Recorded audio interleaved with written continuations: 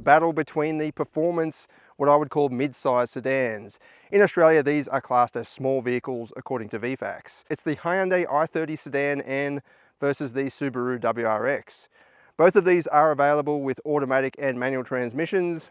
The WRX, unfortunately, is available with a CVT, which is very, not really performance oriented in my opinion, whereas the i30 is available with an 8-speed dual clutch automatic. As well as offering very similar performance and power output, these two are very close on paper. Starting with the price, the WRX RS manual version that we have here, $52,990, excluding on-road costs. And the i30 that we have here, the automatic version, is $52,000 even, excluding on-road costs. So very similar price. Now, you might argue that it's not fair that I've picked the automatic Hyundai versus the manual WRX, which is fair enough. But the reason I think it's a little bit more fair is because the WRX is all-wheel drive, whereas the Hyundai is only front-wheel drive. So it kind of balances itself out. Ideally, I would like to test both the manual and the automatic versus each other as well, but at the time, Hyundai only had this automatic version available. But as it is, I think it's pretty even. Let's just have a look at some of the specs here. 2 litre versus a 2.4 litre. The WRX produces 202 kilowatts and 350 Newton meters, while this Hyundai 206 kilowatts and 392 Newton meters. So the Hyundai engine is a bit more powerful and a bit more torque as well, even though it's a smaller capacity. The compression ratio is 10.6 in the WRX, which is pretty high for a turbo. The Hyundai is only 9.5, which can give you some indication of the response. Normally high compression and turbo means it's pretty responsive, low boost usually as well. So that gives you a bit of an idea of that. And then we've got the power to weight ratios. So the weight of the WRX in RS manual form is 1,521 kilograms versus the automatic Hyundai we've got here, 1,475 kilograms, both Tare.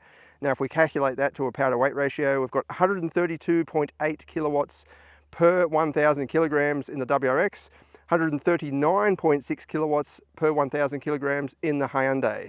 So the Hyundai has the advantage there just. Another critical aspect are the tyres. The Hyundai features 245/35 Michelin Pilot Sport 4S tyres, which are a little bit superior compared with the Subaru's 245/40 tyres.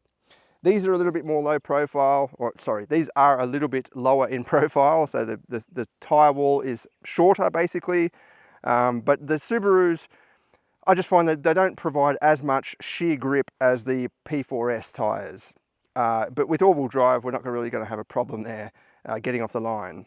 Other interesting little areas, they both can take 95 RON petrol, although I put 98 in it usually, or well, pretty much every time I fill up it's 98, but I don't know what the manufacturer puts in there when I pick it up. In this case, I did put 98 in the i30 and I did put 98 in the WRX before these races. 63 litres in the WRX and 47 litres in the Hyundai. And that spits out, well actually we'll look at the fuel consumption average of 9.9 in the WRX versus 8.3 in the Hyundai.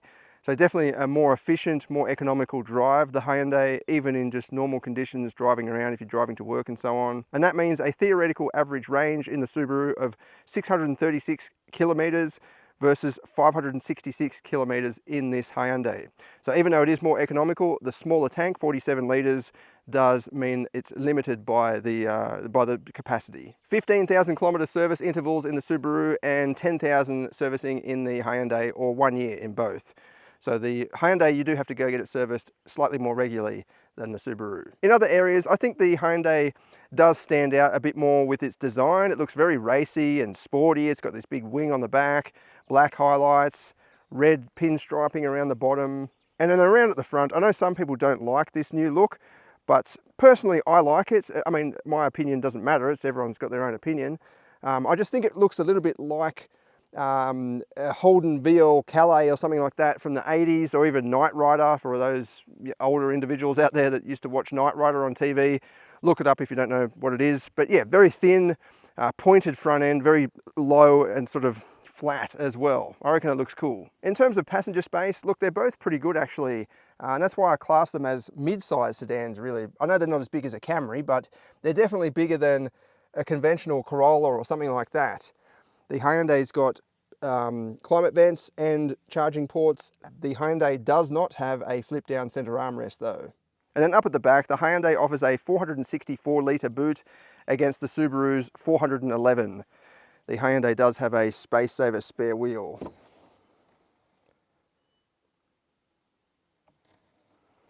As does the WRX. All right, let's do some virtual racing. So as usual, I've got the tripod here and I'm going to set it up at the exact same spot. 3 different spots down the quarter mile here on this private road, including at the start and then about halfway and then at the finish line. During the editing, I cut it so they take off at the exact same time, like I'm talking down to the frame. So we get a bit of an idea of what they would look like if they were actually drag racing against each other. And then at the end, I'll show you the V-Box results for the best runs of the day. So regardless of what it might look like on camera, the V-Box results, yeah, they're the true figures. They're the scientific figures of what they'll actually do. The Hyundai does take some finessing to get off the line. It's got a factory launch control system, and you can actually change the revs that you want to launch from between 2,500 and 3,500, 100 RPM increments. I've sat here for probably longer than you can imagine, figuring out the best launch revs to take off and get the best result, and I found that 2,700 is the best. You might argue that that's a bit silly, because what happens if you come up to a set of traffic lights, you've got to fiddle around activating launch control to get the best out of it. Well, the WRX takes a lot of finessing to get off the line as well, in the manual transmission anyway.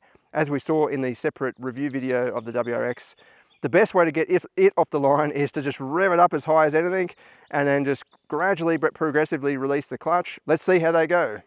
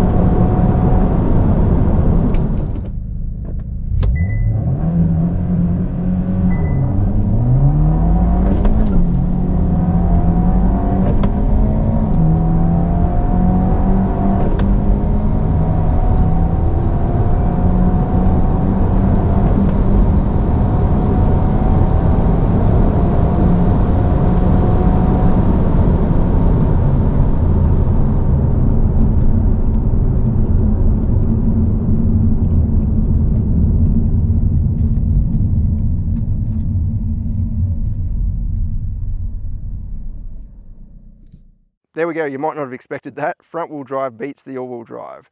Again though, this is automatic versus manual. And it's not like back in the days where manuals were quicker than automatics. These days, especially with dual clutch automatics, you cannot beat the shift time in a manual with a DCT. It's just, it happens in pretty much no seconds. And as hard as I tried, like especially going from first to second, just pretty much flat straight through, like you're having a spasm or something into second gear. Third, going into third is a bit harder because you've got to jump across the gate there. But I did try as hard as I could, but it's impossible to beat a DCT in terms of the shift times. But still a very interesting result, I think. I think more torque is what matters here. With the Subaru's limited to 350 Newton meters. I don't know, I think they could have got more out of that, especially being a 2.4 litre. But as we've seen from other channels and so on, you can tune them pretty easily. Whereas the Hyundai, it might be closer to expiry, I suppose, if you tune it too high, because it already is tuned at a pretty high level as it is. Either way, both awesome vehicles. I love the way they're offered with a manual transmission as well. I think the Subaru should be offered with some sort of 6-speed or 8-speed automatic rather than the CVT, just to make it a bit more exciting.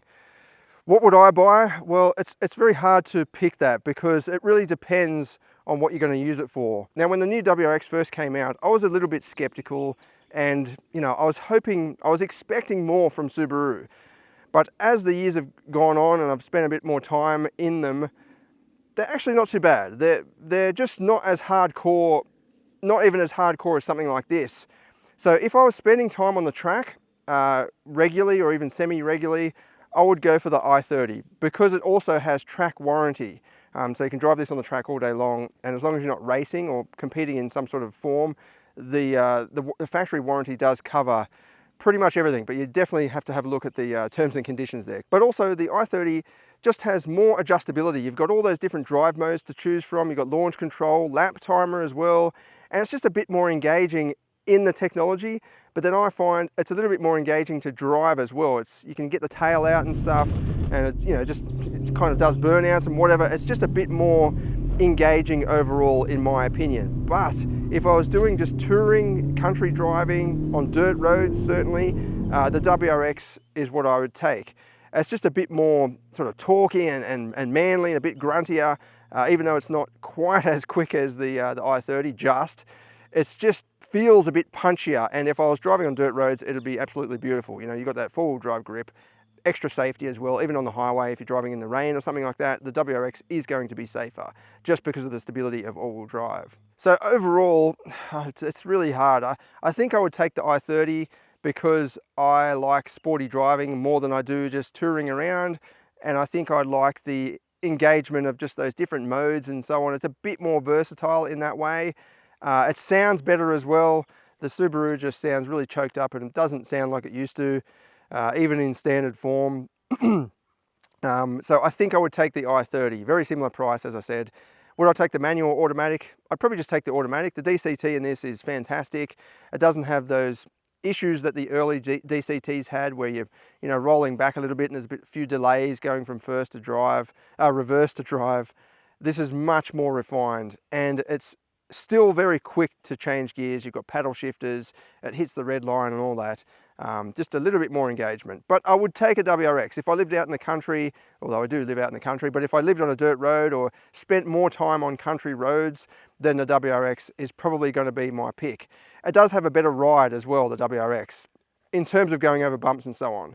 This is set up so it can tackle the track. So it's just a bit firmer. I wouldn't say it's uncomfortable. I like the ride in this, but some might say that that's too uncomfortable for them, so, which I understand that too.